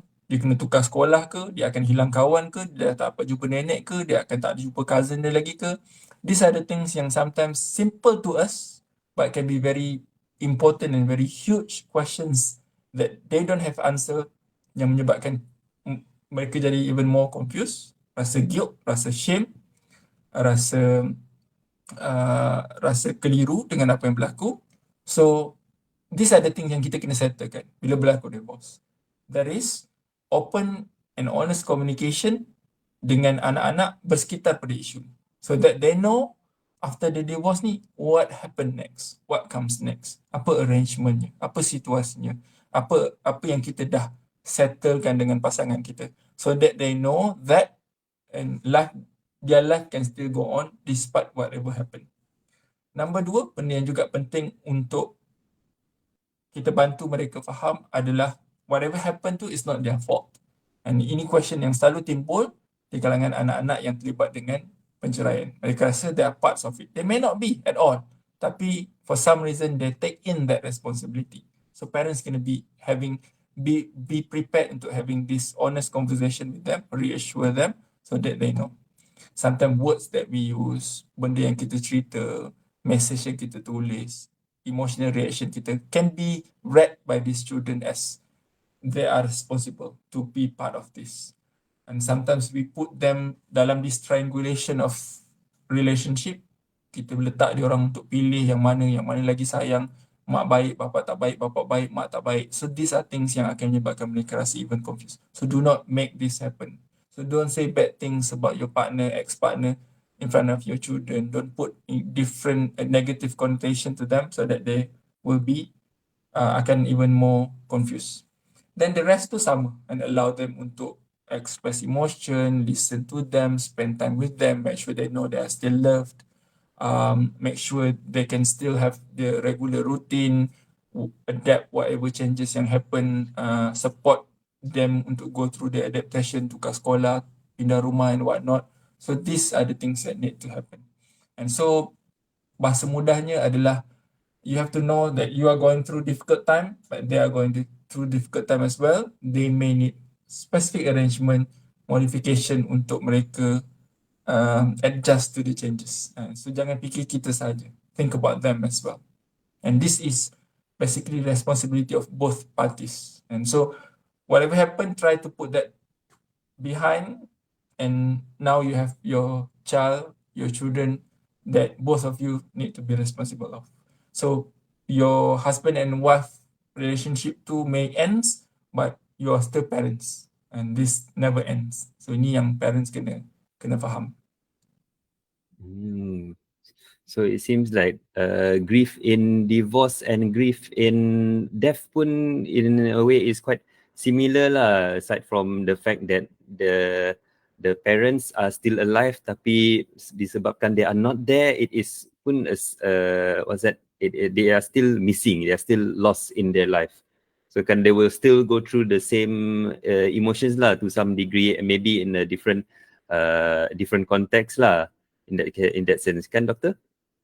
So So I think before we move on to the Q&A session, boleh tak Dr. Nizam berikan rumusan tentang grief di kalangan kanak-kanak ni? Alright, saya nak conclude dengan satu simple story yang very impactful pada saya. There was one boy yang lost the life of his pet, ikan mas dia, goldfish dia. So goldfish dia mati, then dia become very sad, tearful, in despair because of the loss of this dear pet of his. Ikan mas je mati. So mak dia pun kata lah, apa nak sedih, apa nak menangis kan, ikan mas je. Nanti kita cari lain lah, tak ada apa lah, ikan mas je pun. Tapi anak tu respon, dia kata, but it is the only one that listen to me. So a very simple story, tapi remind us of everyone is different. Grief has different value and different meaning to everyone. Do not underestimate the impact of loss of a person to another person. We can only imagine the pain that they go through, but unless we really understand, listen, be empathetic to their experience, then we know that we are responsible to provide support, help needed in these groups, in these people, in this population, and because that's what they need. And they need us as a responsible adult to help them get through this tough and difficult process. As I mentioned earlier on, the good thing is majority of children and adolescents are very resilient because of their nature. Their brains are very flexible. They have a lot as a distraction in their life to cope with difficulty that they have. But be mindful of those who are at risk. Be mindful of small things that we may neglect that eventually akan jadi big things later in life. So be a good listener, be a supporter, be somebody yang useful and helpful for these young children, and hopefully they don't have to go through the nasty things that we talk about when it comes to psychological consequences of grief, insyaAllah.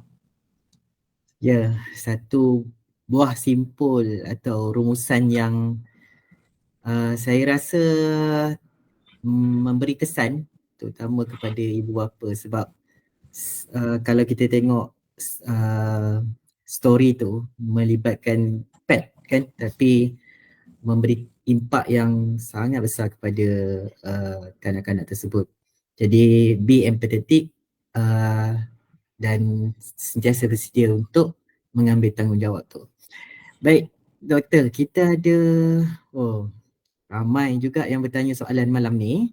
Kita akan cuba sedaya upaya untuk membacakan setiap soalan yang dah diutarakan. Jadi soalan pertama daripada official pembimbing. Kalau saya tak boleh jawab, Dr. Hanif tolong jawab. Nazam pun dia jawab. InsyaAllah soalan dia insyaAllah boleh dijawab. Soalan pertama daripada official pembimbing rakan siswa didik. Bagaimana dengan grief bagi kanak-kanak yang mengalami penceraian ibu bapa? Adakah sama dengan grief akibat kematian? Saya rasa kita dah jawab tadi. Kita dah jawab tadi. Okey, kita pergi ke selesai soalan. Kita. Okey. So kita, ya Nazwan ada soalan kedua? Soalan kedua dari Puan Nazrin Adib. Boleh tanya satu soalan. Untuk anak yang kehilangan ibu, apart from the child, the family is also grieving. We should talk with the children about grief. However, how does the family, who is also grieving, talks about it when they also might have difficulty in handling grief? Contohnya, easily cry whenever talk about the deceased. A lot of spouse yang kehilangan suami akan cuba mengelak talk about it untuk mengelakkan tunjuk signs of weakness, macam crying in front of their children. Or is crying and talking about it with the children actually okay and normal? A simple answer to that is actually normal, it's actually healthy, it's actually good. There's nothing wrong with crying. And in fact, saya pernah kongsi sebelum ni hadis Nabi SAW sendiri melawat sahabat yang sakit tenat, dia menangis, sahabat-sahabat lain nampak dia menangis, semua mereka menangis. Dan Nabi sebut Allah tidak mencela air mata yang keluar. And so there's nothing wrong with that. Cuma, of course, we need to follow that with conversation. How do you feel? How I feel? And always remember that sometimes it's the simple things that we do yang matters kepada children. Contohnya, kita sebut pada anak kita, ibu rasa sedih sangat. Ibu nak menangis. Tapi ibu tahu, ibu menangis teruk macam mana pun, kita kena teruskan hidup. So hari ni ibu decide ibu nak buat satu benda. Ibu nak kemas bilik arwah ayah. So kita cakap je, simple things like we do. Tapi sebenarnya kita model kepada anak kita banyak benda. One, kita model kepada mereka yang kita as an adult pun ada feelings and we express our feeling. Number two, kita model kepada anak kita bahawa feeling is not wrong but behavior tu yang menentukan dia betul atau salah. So in this case, ibu dia tunjuk behavior dia adalah behavior yang positif. Dia decide untuk do something good. Bukan meronta-ronta, guling-guling, ketuk-ketuk kepala. And number three, kita model problem solving. So what do I do? And so kita tunjuk pada anak. So we decide in order to move on, I want to do one thing at a time. So instead of rasa overwhelmed dengan so many things. So sometimes talking through kita punya feelings, kita punya thoughts dengan anak kita is actually therapeutic. It doesn't have to be kita duduk kursi baringkan anak macam buat psychoanalysis, lepas tu nyalakan lilin wangi-wangi, sembuh dengan air tawar ke. It doesn't have to be benda-benda yang ritualistik yang pelik-pelik. And sometimes day-to-day conversation tu sebenarnya sangat useful and sangat impactful untuk help them to go through. Now, adapun begitu, I am also very much aware that ada orang yang dia tak capable of doing all of that sebab dia sendiri very significantly affected. Mungkin to the point of having depression pun. And so this is where you need to start the process of healing tu with yourself first. And so hopefully sementara itu ada orang yang tolong look after these children, these kids. This is where family come in place. Tapi you cannot do so many things sampai akhirnya semua tak settle. So help yourself, get yourself together first. If need, pergi jumpa doktor, dapatkan treatment, makan ubat, settlekan tu dulu. And then you can always repair. So that's what we do as a parents. Kita takkan always perfect. There are times yang kita tersalah cakap sebabkan kita terlalu emosi, kita mungkin buat benda yang tak betul. That's okay as long as you have the capacity to realize your weakness and at the end of the day do the repairing process untuk kita sama-sama put all the pieces back together. Harap dapat menjawab soalan tersebut. Soalan seterusnya mungkin lebih kurang sama tapi saya nak take the honor to baca juga soalan daripada Dr. Arif Rasad. Assalamualaikum sahabat. Harap sihat sejahtera di perantauan. Salah satu cabaran dalam bidang psikiatrik dan psikologi adalah membantu kanak-kanak dan remaja yang menghadapi grief apabila ibu bapa bercerai. Nak minta Dr. Nizam share beberapa tips yang boleh membantu bukan sahaja perawat tapi juga ibu bapa atau siapa sahaja yang membantu kanak-kanak remaja yang terlibat. Terima kasih. Mungkinlah doktor. Tadi tips yang bertanya lagi tahu daripada yang ditanyakan. Kalau mungkinlah ada tak tips untuk yang merawat tu doktor? Tadi untuk yang merawat, maksudnya untuk kita as doctors ke? Ya. Bila kita dapat kita dapat kes macam okay.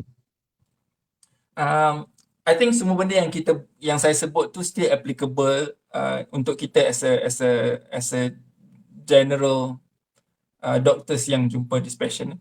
Walaupun kita bukan mungkin specific psychotherapist yang deal with grief therapist and whatnot. Bila saya merawat children and adolescent ni, sebenarnya benda yang paling penting sekali pada saya adalah number one is be genuine. Be genuine because children ni dia sangat bijak mengenal pasti siapa yang mereka boleh trust dan siapa yang mereka boleh build connection. So somehow it's built in within their brain siapa yang mereka nak connect tu. So if you are not genuine untuk membantu mereka, kita distracted, kita too anxious, kita half-hearted untuk membantu, they can sense that. So therefore whatever we do next will not be as useful. Dan sebab that connection tu tak terbentuk dengan baik. Berbeza dengan orang yang genuine, walaupun dia mungkin tak ada banyak knowledge and skills, tapi with that genuinity tu, dia mungkin dapat develop trust, dan that in itself is therapeutic for the child. Remember, in children and adolescent, majority of the repairing process tu will be done naturally. Environment, parents, family, school will help them to recover. Our brief intervention dengan diorang sejam, seminggu, 50 minit, 2 minggu sekali, sebulan sekali will not do much pun sebenarnya. Tapi just enough untuk help them to know that you can be saved and we can help you. There are people who's out there yang nak bantu. So that should be enough. So be genuine ni sometimes, Dr. Hanif kan, kalau saya dengan passion, I can say to them, wow, doktor pun tak tahu nak cakap apa. And doktor pun tak tahu nak apa yang doktor boleh buat waktu ni.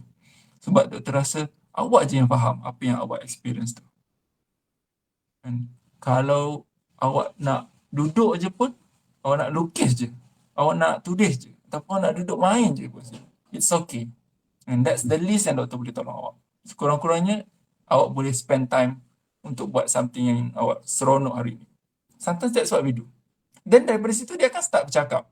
Cakap tu, cakap ni. Dan baru keluar benda-benda yang mungkin sebenarnya at the end of the day it's about helping them to validate, helping them to...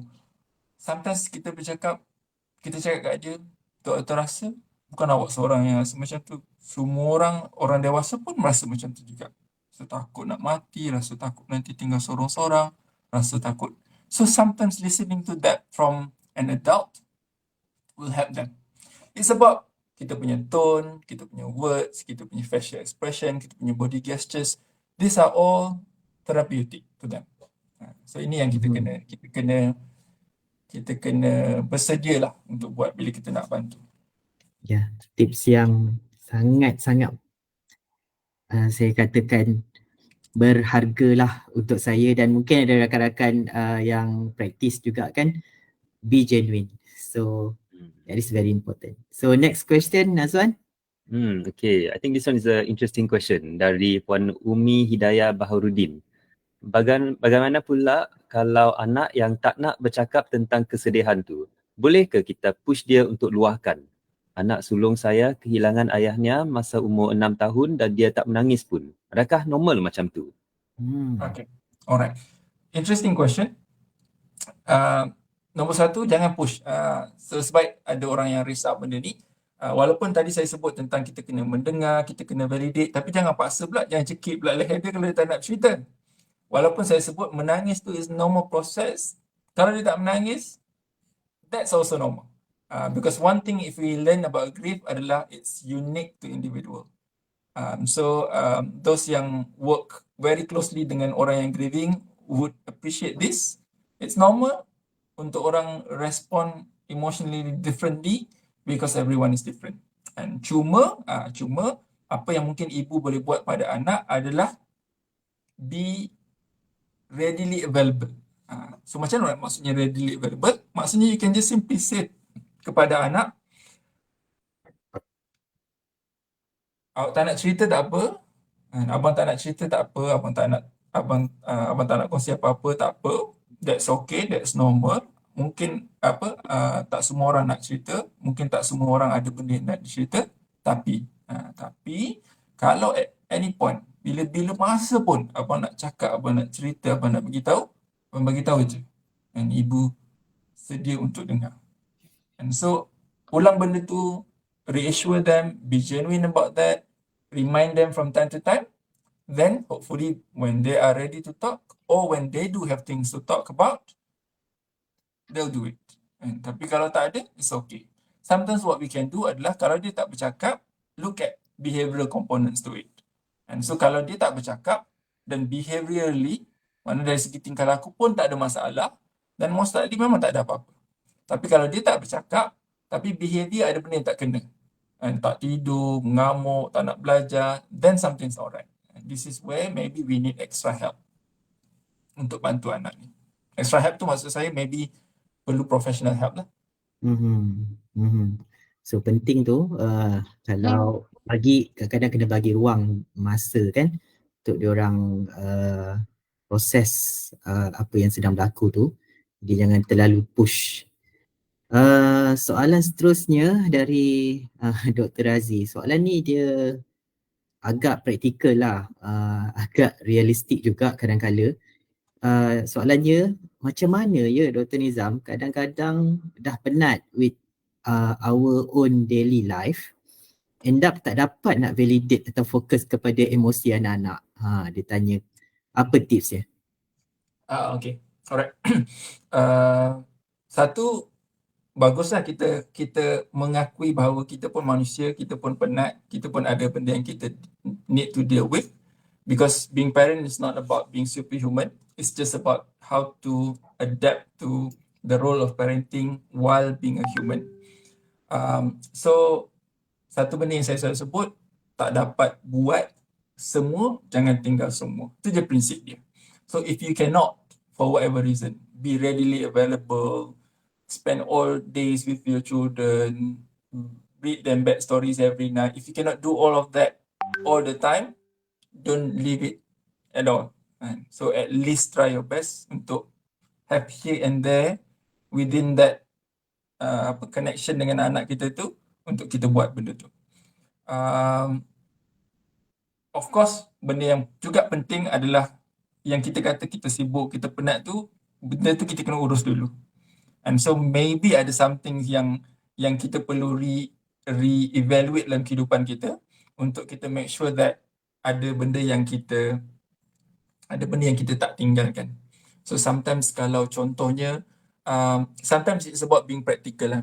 Saya ambil satu contoh.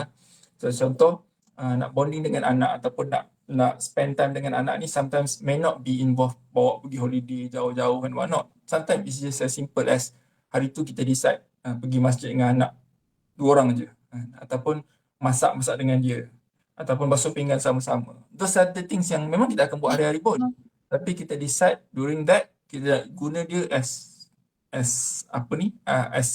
bonding opportunity. Itu satu. Nombor 2, always remember about repairing process. So kalau kita tersilap, kalau kita disebabkan penat and whatnot, terbuat silap, think about what you need to do in order to repair those things. So repairing can be as minta maaf, redo, repeat, and so those necessary things untuk kita improve, insyaAllah. Boleh insyaAllah. It's a realistic demand. Okay. So maybe we take one last question dari Puan Ain Zuraini. Boleh doktor jelaskan lebih lanjut tentang memperkasakan peranan kaunselor di sekolah memandangkan bilangan child psychiatrist atau psikologis di Malaysia agak rendah? Okay, alright. So empowering kaunselor mesti berlaku secara objektif dan realistik. To me, kita kena appreciate that dealing with children and adolescents with mental health issue ni doesn't come naturally for everyone. It requires a lot of knowledge to begin with, practice dan regulation. Ini 3 benda basic yang penting. So therefore, we cannot unrealistically demand counselor untuk settle every single mental health issues di sekolah tanpa kita provide these 3 things. So there must be ongoing efforts, tak kisahlah daripada sesiapa pun, daripada government, daripada private sectors, NGOs, universities, untuk empower counselor with these 3 things. Knowledge, practice, and skills development, dan juga regulation. And so hopefully, whatever yang kita bagi hari ini akan settle about the exposure and knowledge to some extent. Tapi that doesn't stop there. There must be a follow-up in some other forms. And ada seminar ke, ada program ke, ada kursus ke yang you can attend yang help you to empower more skills untuk deal with this. Remember, bila kita sebut tentang helping out those kids ni bukan maksudnya yang dah dapat mental illness. Yang simple-simple ni sahaja. And so, macam contohnya, yang tadi saya sebut antara benda yang penting adalah routine, regular routine. Okay, so sometimes peranan counselor tu can be as simple as help them to transition back to school, checking in with them. So macam saya dekat Australia ni kan, saya jumpa macam-macam different modification yang dibuat di sekolah untuk membantu children with mental health problems, yang mana all of that tu sebenarnya nampak very simple, tapi they put it in such that everyone knows that's what happened. Contohnya, and bila ada students tu yang dia ada a lot of suicidal thoughts, bila dia distress. So antara yang kaunselor buat kat sekolah, kalau kat sini dia panggil school psychologist lah. So every morning before masuk kelas, dia akan pergi bilik kaunselor dulu untuk checking in emotion. So dia express dulu, bagi tahu dia macam mana, hari ni okey ke tak. And then bila nak balik sekolah, sebelum balik sekolah, dia akan checking in dengan kaunselor sekali lagi. And macam mana dia okey ke tak hari tu. Okay. Lepas tu dia ada cue card dia. Cue card tu yang mana bila dia rasa tak okey, dia boleh simply bangun, letak card tu depan meja cikgu dan dia boleh keluar. So cikgu tak payah tanya, tak payah semua orang tengok dia pelik. So semua tu dah part of the system. Dia macam almost macam orang nak pergi tandas je. Tapi semua tu dah disusun. Budak tu tahu apa yang dia perlu buat. And then there's a safety plan in place dekat sekolah. Lepas tu ada tempat untuk dia pergi. And then there's a mechanism yang budak ni boleh, contohnya kalau dia tak boleh cope dengan certain subject, waktu saja tu kat mana dia boleh pergi. And kalau dia overwhelmed dengan certain activities, apa backup activities yang dia ada. So these are the things yang sebenarnya, to be honest, tak memerlukan Dr. Hanif yang arrange apa semua ni. Kalau ada very good understanding counselors kat sekolah yang boleh help out untuk map out this, sebenarnya banyak benda boleh settle kat level sekolah. Kalau benda-benda ni tak ada, ini yang dia self-harm dekat kelas, betul kena panggil ambulans, bawa pergi hospital, kena terbang naik helikopter, bawa jumpa Dr. Hanif. So cerita dia jadi panjang. Tapi sebenarnya dia boleh settle kalau benda basic tu kita settlekan dekat level bawah. So it's a big ask, tapi I'm pretty sure a lot can be done within capacity yang kita ada. Saya sebut pasal Australia semua tu, tapi I am very honoured sebenarnya bila looking back, kita dekat Malaysia ni very very creative and very resilient untuk use up all the resources yang kita ada within our limitation untuk tackle our specific population yang kita ada. And so dekat Australia ni, they are very luxury in term of macam Dr. Hanif pasti jealous kalau dengar ni. Macam kalau saya dekat community child and adolescent psychiatry ni, kita orang boleh reject patient. Reject patient ni maksudnya kita boleh pilih siapa kita nak tengok yang kita rasa tak sesuai ni dengan klinik kami. So pergi dekat NGOs ni, pergi dekat services ni, pergi kat situ. So we can settle, sebab tu Dr. Nisan dia balik pukul 4:30 hari-hari. So dia boleh settle dengan very specific group yang memerlukan saja. Sebab yang kes-kes yang tidak serius ni, dia ada other system yang akan support dia. So bila sistem ni tidak berfungsi dengan baik, that's where semua orang pergi jumpa Dr. Hanif. Dan Dr. Hanif pun pension awal. So sorry lah Dr. Hanif jadi target lah. Sebab Dr. Hanif yang wakil kat Malaysia sekarang ni. So harap membantu. Yeah, baik Dr. Nizam. Actually, we thought that it's going to be the last question, tapi ada permintaan yang ni betul-betul terakhir lah.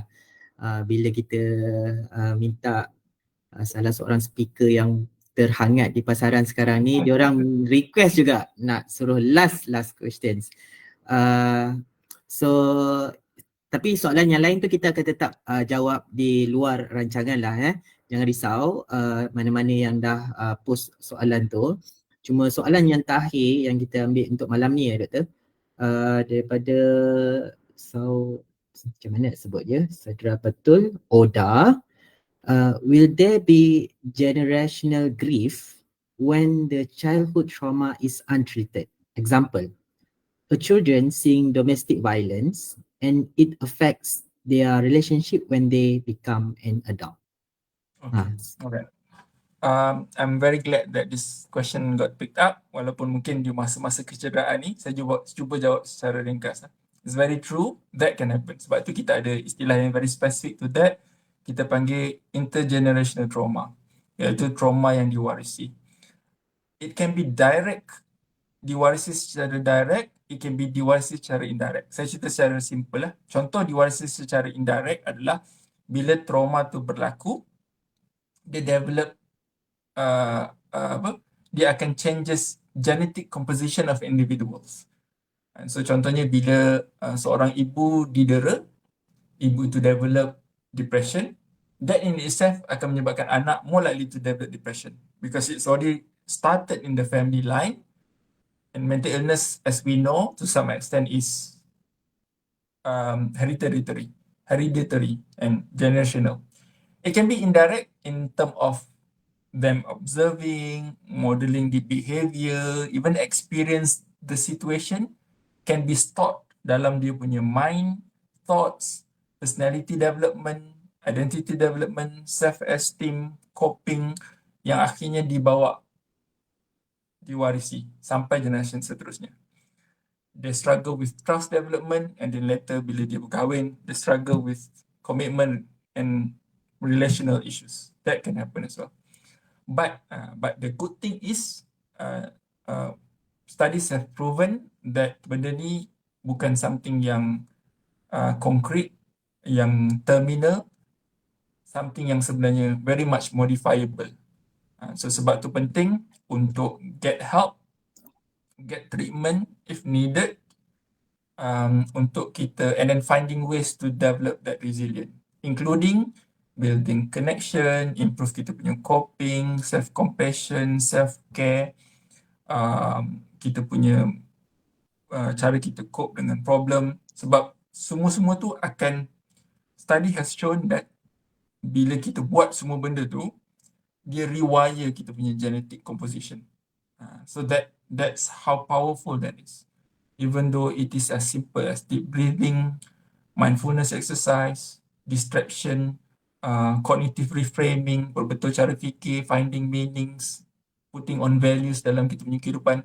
Semua ni is so powerful that dia boleh change kita punya brain connection, brain wiring. Then hopefully menyebabkan apa yang kita warisi seterusnya tidak datang dengan package yang sebagaimana kita terima dari generasi sebelumnya. Break the cycle, insyaAllah. Okay, I think that would be our last question. Sebab tak perasan sepatutnya 1 jam je this webinar. Take check, almost 2 hours. Hangat betul this topic. Memang very very popular. Masih ada banyak lagi soalan that we are sorry lah we cannot. Sebab speakernya cakap banyak sangat. Saya minta maaf. I think to some extent it's my fault that saya tak boleh nak, it is knowledge. tak boleh nak concise-kan whatever yang kita ada malam ni to anything shorter sebab takut tak sampai maksud. Tapi thank you so much for sebab bear with me this 2 hours. Thank you Dr. Hanif and Azwan for moderating the session well enough untuk saya mampu untuk share apa yang saya boleh share and hopefully sampai. Itu yang penting kepada audience. Alhamdulillah. So with this kami ingin merakamkan jutaan terima kasih kepada Dr. Nizam kerana sudi bersama kami pada malam ini. Turut tak dilupakan juga ribuan terima kasih kepada all our viewers and listeners yang turut mengikuti sesi kita pada malam ini. So don't worry, kalau tak sempat watch this episode, it will always be online on our Facebook and Instagram. And also we will also akan memuat naik infografik on setiap point from this session. Semoga bermanfaat buat semua dan akhir kata, selamat malam buat semua orang dan semoga kita berjumpa lagi in our next episode di Hati Diaries yang akan datang. Thank you very much everyone. Terima kasih Doktor. Terima kasih. Assalamualaikum. Waalaikumsalam. Waalaikumsalam.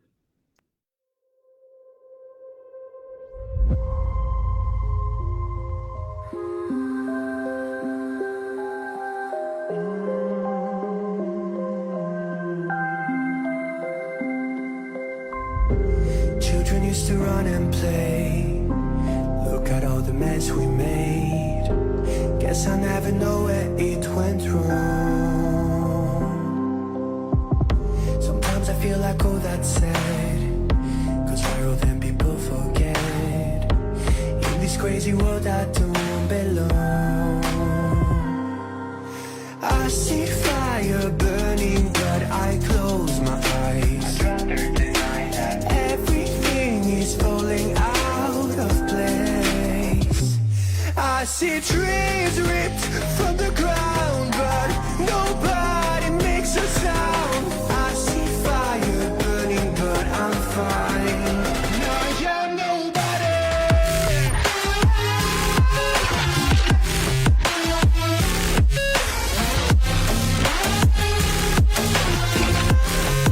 I am nobody.